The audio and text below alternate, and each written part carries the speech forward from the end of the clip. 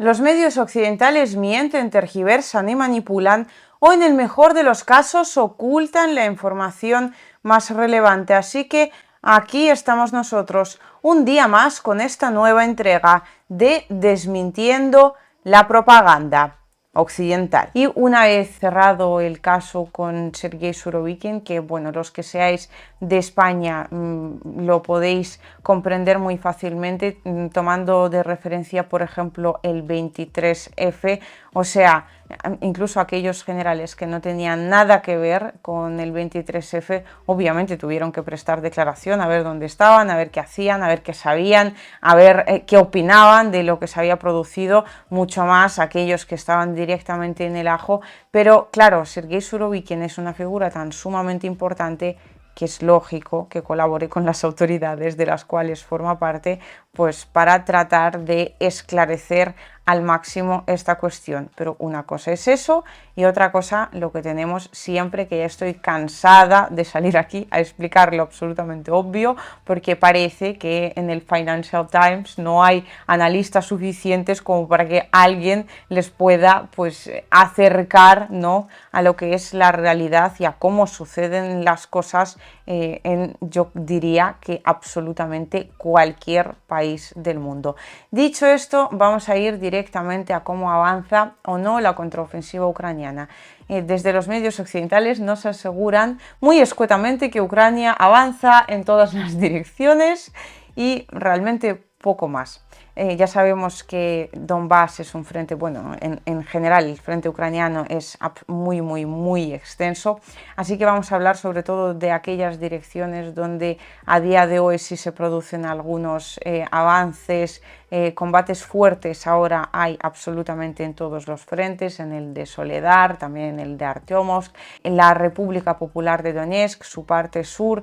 también está ahora mismo pues en ese intento de contraofensiva de Ucrania, pero las direcciones más interesantes sin duda alguna serían la dirección de Zaporilla o Zaporozhye, que es básicamente donde se concentra o se debería concentrar la contraofensiva ucraniana por una sencilla razón. Esto hasta el propio Zelensky lo reconoce, lo escriben en los titulares occidentales. Ucrania planea pues llegar hasta Crimea para finales de este año, no sé cuántos meses ya o cuántos años, incluso antes de que Rusia entrara en la operación militar especial, lleva Ucrania hablando de que al final va a retomar la península de Crimea, pero esa realmente es la única razón de ser y de existir de esa contraofensiva. Esto es algo que debemos entender antes de comentar el resto de los frentes. El único éxito verdadero, real, que puede tener la contraofensiva ucraniana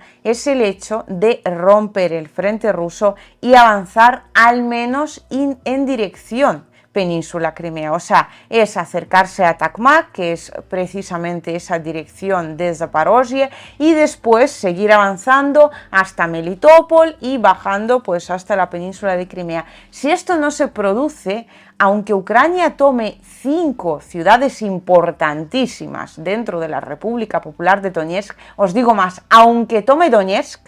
eso en los medios occidentales obviamente lo venderán como una tremenda victoria, pero no supondrá absolutamente ninguna diferencia, puesto que Rusia, pues al final terminará reagrupándose, terminará avanzando sobre el terreno, porque me imagino que todo el mundo entiende que Rusia tiene muchísimos más soldados y tiene muchísimos más recursos de los que tiene Ucrania, que es cierto que ahora mismo en cuanto a recursos económicos y recursos militares, la OTAN está detrás, está dando lo habido y por haber. Pero eso no es suficiente, eso supone largas cadenas logísticas y no da lo más importante en un conflicto armado, que es lo que llamamos el manpower, es decir, los hombres, o en el caso de Ucrania, por muy duro que suene, y ya me fastidia a mí decirlo, la carne de cañón. Esa, la OTAN no la puede poner en grandes cantidades porque ya supone desatar la guerra total.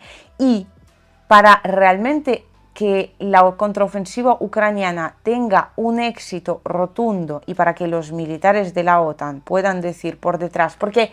A nosotros en los titulares occidentales nos venderán que el haber tomado, pues qué decirte yo, 4 pueblos que tienen 5 habitantes y medio en total, pues es un grandísimo éxito de Ucrania. Pero aquí venimos a hablar de las cosas serias, a comprender cómo avanza esto o no avanza. Así que tenéis que saber ante todo tipo de titular occidental que lo fundamental para Ucrania es romper el frente ruso en dos, aislar una parte y ahí ya sí Rusia empezaría a tener un serio problema y ahí ya sí podríamos hablar de que efectivamente las tornas están cambiando y que Ucrania tiene alguna posibilidad, ¿no?, de, digamos, inclinar la balanza hacia el lado propio, pero de momento esto no está sucediendo. Lo que vemos en el frente de Zaporozhye, lo hemos comentado aquí en infinidad de ocasiones, Ucrania está intentando tomar las alturas, es cierto que ha avanzado en algunos puntos y luego Rusia volvió a avanzar en esos mismos puntos. Estamos hablando ahora mismo de poblados pequeños que pasan de manos de forma constante y que forman parte todos ellos de lo que denominamos la línea gris, es decir, en el fuerte de Zaporozhye ahora mismo no se ha producido ningún avance importante de Ucrania. Están ahí, la contraofensiva sigue, es cierto que son muchísimos, es cierto que cada vez destinan más tropas y es cierto que la parte importante, la fuerte, todavía no ha empezado, al igual que es cierto, y lo reconoce el propio Zelensky diciendo que antes de la cumbre del día 12 de julio, recordemos, hablamos de la cumbre de la OTAN, debemos mostrar resultados, pero cada metro vale una vida. Una vida. Es que hay que tener cuajo para decir semejante barbaridad. Una vida no. Cada metro vale cientos y a veces miles de vidas, y esto lo podéis ver, yo en mi Telegram sí voy publicando este tipo de imágenes por la cantidad de equipo occidental que está roto y abandonado en el frente de Zaporilla,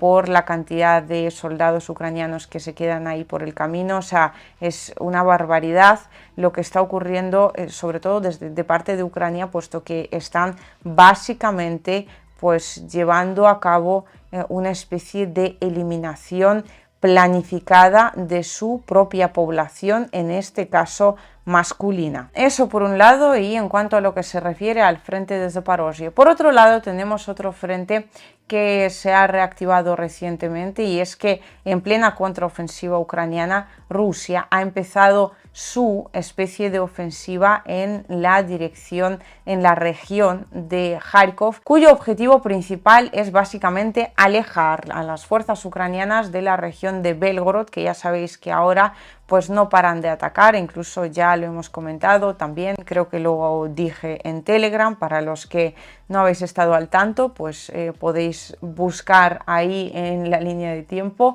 Liusivaya o @Liusivaya, todo junto, y ahí es donde voy publicando pues los avances más urgentes que por razones absolutamente obvias tardan en salir en estos informes en formato vídeo. Pues por un lado tenemos ese frente donde Rusia efectivamente está avanzando, pero también de una forma muy paulatina. O sea, no estamos hablando de grandes avances de Rusia, pero sí estamos hablando de que ahora mismo Ucrania no solo tiene que atacar en la gran mayoría del frente, sino que además en una parte tiene que defender. Y por último, también se ha vuelto últimamente bastante importante la región de Jersón, donde ese puente Antonovsky Most, o el puente de Antonovsky, que está pues básicamente uniendo la orilla derecha del río Dnieper, que ahora mismo controla Ucrania, y la orilla izquierda que controla Rusia, y por el cual pues las fuerzas ucranianas realizaron